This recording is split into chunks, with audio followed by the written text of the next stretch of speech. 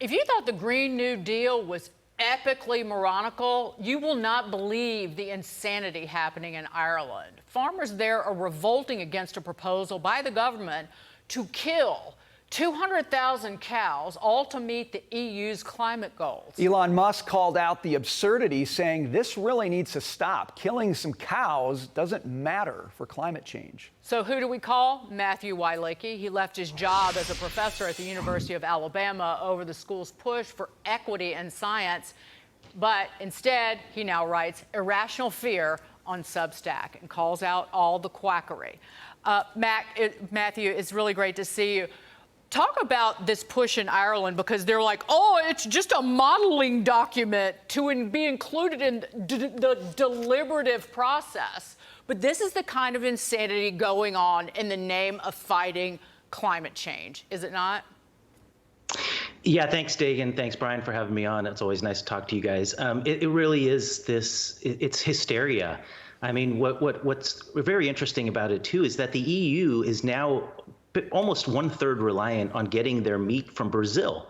And so instead of actually growing their own livestock and producing their own material for their own demand, they're going to be relying on other countries that don't have any of the policies that we have. They're going to be shipped across the oceans. This is completely absurd. If the actual goal is to reduce the amount of greenhouse gases, this will have no reduction in greenhouse gases at all. Matthew, you make a really excellent point talking about the role that fear plays in all of this. And one of the things you say is that when you talk about things like this with younger generations, what you're doing is scaring them to the point that they can't even think rationally about solving maybe the real problem that we have. When you're talking about slaughtering cows to stop climate change, it strikes me that you've already gone over that line. Yeah, absolutely. And I saw it with my students at the University of Alabama, the anxiety, and especially during COVID, their anxiety was so high. I mean, I just felt so bad for them because they were just constantly fed all this catastrophizing. Every weather event, every flooding event, every natural variability in the weather system becomes more evidence that the planet is doomed. And they had no motivation. We're robbing them of any ambition. We're just scaring the bejesus out of them. And it just makes no sense, because if we look at the scientific data to support any of this stuff, it's really flimsy. And a lot of times it's not even there. But the media and even some of these real prominent climate scientists, they run with this hyperbole. They over exaggerate a lot of the findings. They rely on models that are essentially can give you any output that you want, depending on how you tweak the inputs.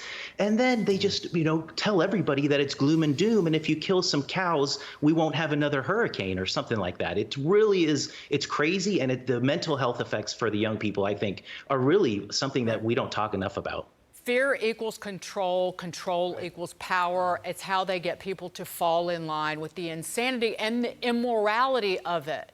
Matthew, you wrote about, we were talking about cattle and the food supply. Nearly half, and this is on your Substack, nearly half of the world's population relies on synthetic fertilizers made from fossil fuel.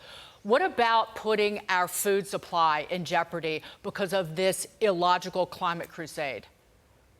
Yeah, so I think this is a feature, not a bug. If you can start to attack the food supply, you can say, look, this is a result of climate change, when really this is a result of poor policies. The Haber-Bosch process is the way that we make ammonia, and it uses methane, natural gas, as one of its initial products. And without that, about 4 billion people on our planet wouldn't have sufficient food. The fact that we have this beautiful technology to make fertilizers such that we can increase crop yields to a point where we can feed 8 billion people on the planet, I think is a testament of human ingenuity. It's amazing. And they're going to directly attack that. And when we start to see that there is food insecurity going on, they won't blame their policies. What they'll blame is climate change. And so this really appears to be a feature of the whole propaganda machine, as opposed to a bug. Matthew, your rationality is a breath of fresh air in this. Thank you for bringing it to us today. We appreciate it. Thanks, Brian.